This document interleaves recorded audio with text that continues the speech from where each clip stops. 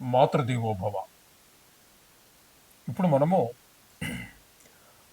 కుజుడు మకర రాశిలోనికి జనవరి 16వ తారీఖున ప్రవేశిస్తూ ఉన్నారు. ఈ మకర రాశిలో కుజుని యొక్క సంచారము 16వ తారీఖు జనవరి నెల 2026 తేదీ నుండి 23వ తేదీ ఫిబ్రవరి నెల 2026 వరకు కుజుని యొక్క సంచారం ఇక్కడ మకరంలో సంచారం జరుగుతుంది. దీని వలన ఏ విధమైనటువంటి ఫలితాలు రాబోతున్నాయి ద్వాదశ రాశుల వారికి అనేటటువంటి విషయాలు మనం ఇప్పుడు చర్చించబోతున్నాము. శాస్త్రీయమైన పద్ధతిలో మాత్రమే ఉంటాయి. ఇందులో కల్పితాలు, నా యొక్క భావనలు ఇందులో చొప్పించడం జరగదు. శాస్త్రం ఎంతవరకు చెప్పిందో అంతవరకు చెప్పుకుందాం మనం ఇప్పుడు. అయితే మొదటగా కుజుని యొక్క స్వభావం ఏ విధంగా ఉంటుంది అనేటటువంటిది తెలుసుకుందాం. ఆయన దేవసేనాని.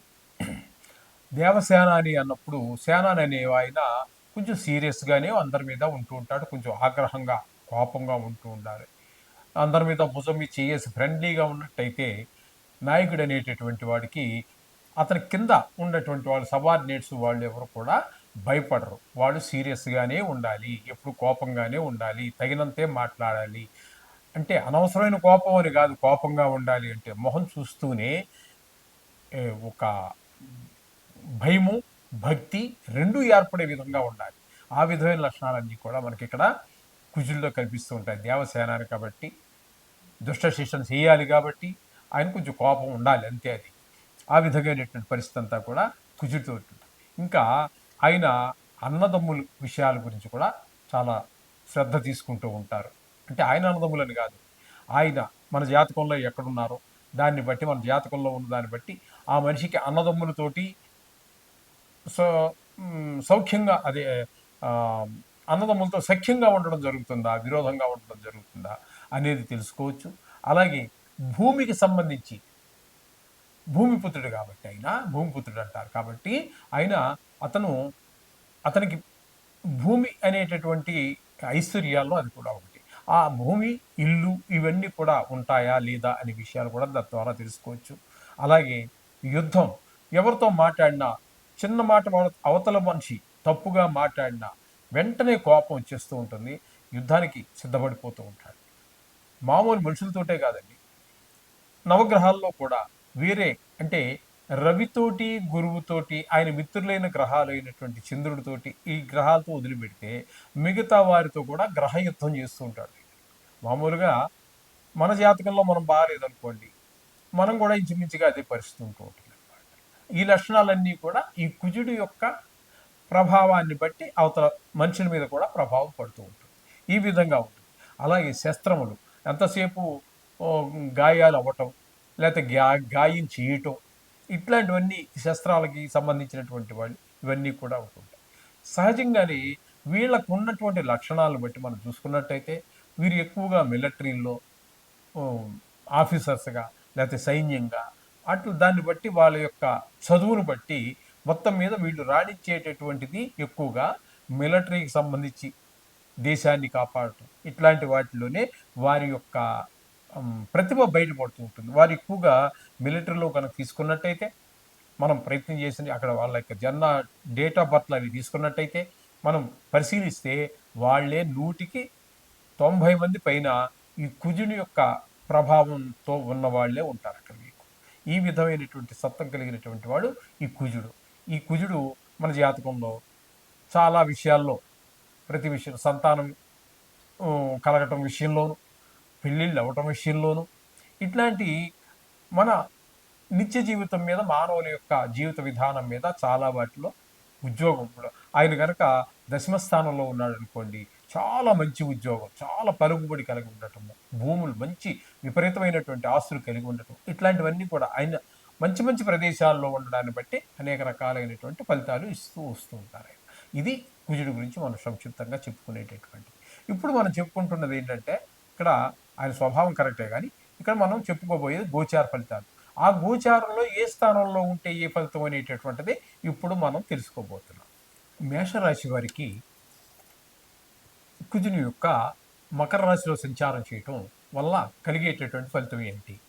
మేషరాశి నుంచి మనం కనుక తీసుకున్నట్టయితే మకర రాశి 10వ రాశి అవుతున్నది. ఆ 10వ స్థానంలో అంటే ఉన్నప్పుడు అంటే మేషరాశి వారికి ఇచ్చేటటువంటి ఫలితం ఏ విధంగా ఉంటుంది అని గనక మనం చూసుకున్నట్టయితే సశాస్త్రీయంగా నిత్యం క్లేశ సదా వ్యాధి తథా భోజన దుర్బలం సదా సంచార ఉద్యోగం దశమస్తే భూసుతే అని చెప్పేసి మనకు శాస్త్రం చెప్తోంది. అంటే నిత్యం క్లేశ అంటే ఎప్పుడు కూడా ఏదో ఒక కష్టం వస్తూ ఉంటుంది.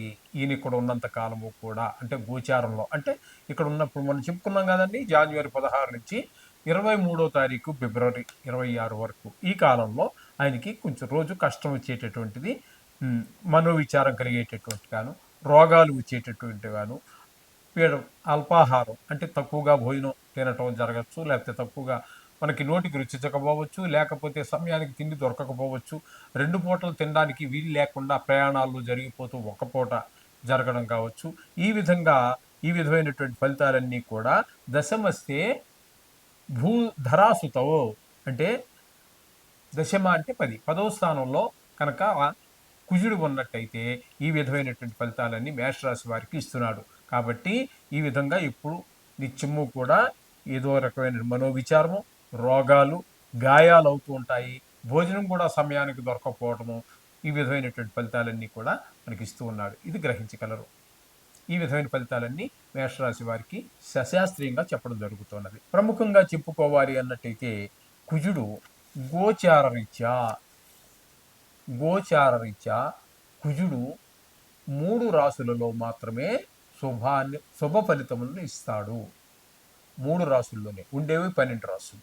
ఈ 12 రాశుల్లో 3 రాశుల్లో మాత్రమే ఆయన మంచి ఫలితాలను ఇస్తారు. ఆయన ఎవరెవరికి అన్నట్టయితే 3వ రాశి, 3వ రాశిలో ఎవరికి ఉన్నారు ఇక్కడ మనం చెప్పుకోవాలంటే, 3వ రాశిలో ఉంటే మనకి 3వ రాశి అన్నట్టయితే వృశ్చిక రాశి వారికి 3వ స్థానం అవుతోంది.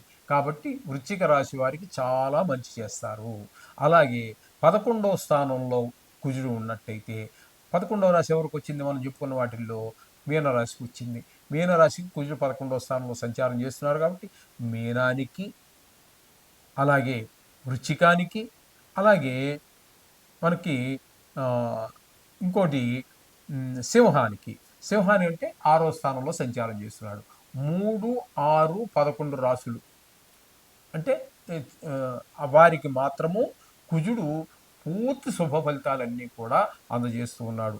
3వ స్థానంలో ఉన్నప్పుడు మనం ఇందాక చెప్పుకున్నాము, మరొకసారి చెప్పుకునే ప్రయత్నం చేద్దాం. సోదరులు, ఇంట్లో మంచి మంచి సేవకులు, వీళ్ళందరూ మన సహాయ సహకారాలు అందించడం, మనం ఉద్యోగం చేసే దగ్గర వ్యాపారం చేసే అందరూ మంచి సహాయ సహకారాలు అందిస్తూ ఉంటారు.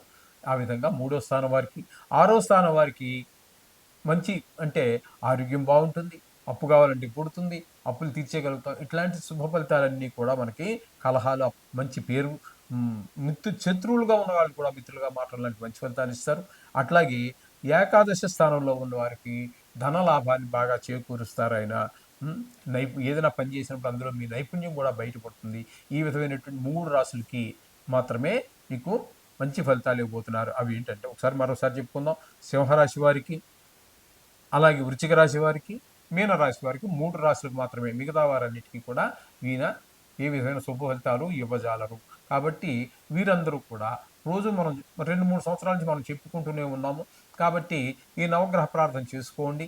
ఇందులో గాయాలు అని కానీ దెబ్బలు తాకే అవకాశం ఎక్కువగా ఉన్నట్టయితే కూడా, ఎక్కడైతే మనం చెప్పుకున్నాం కదండి ఇప్పుడు, వాటి ఎవరు విన్నారు కదా మీరు, వారందరూ మాత్రం కవచాన్ని, కుజ కవచం అని వస్తుంది, మీరు గూగుల్లో వెతుక్కోవచ్చు. లేదా పుస్తకాల షాపుల్లో కూడా నవగ్రహాలకు సంబంధించినటువంటి పుస్తకాలు అమ్ముతారు కదా, వాటిలో కవచం అని అడగండి, వారు ఇస్తారు షాప్ వారు. అవి కవచం చదువుకోవడం ద్వారా, కవచం అంటే శరీరాన్ని మనకి గాయాల నుంచి, రోగాల నుంచి, కేవలం గాయాలే కాదండి, రోగాల నుంచి కూడా కాపాడుతూ ఉంటుంది. ఈ విధమైనటువంటి అన్నింటినీ రక్షించాలంటే కవచం చాలా బాగా ఉపయోగపడుతుంది మన అందరికీ కూడా. కుజుడు అనుగ్రహం లేనటువంటి వారికి, అనుగ్రహం ఉన్న వారికి కవచం అవసరం లేదు. వారికి అవసరం వచ్చినప్పుడు అప్పుడు చదువుకోవచ్చు. చూడండి, ఈ విధంగా మీరు ఆచరించినట్టయితే ఇది చక్కగా ఈ కుజుడి యొక్క అనుగ్రహం పొందడానికి వీలవుతుంది. తద్వారా ఆయన యొక్క ఆ, చెడు ప్రభావం వల్ల కలిగేటటువంటి ఈ ఈ ఏవైతే మన దుష్ఫలితాలు ఉన్నాయో వాటి నుంచి మనం తప్పకుండా బయటపడే అవకాశం. శుభం భూయాలు.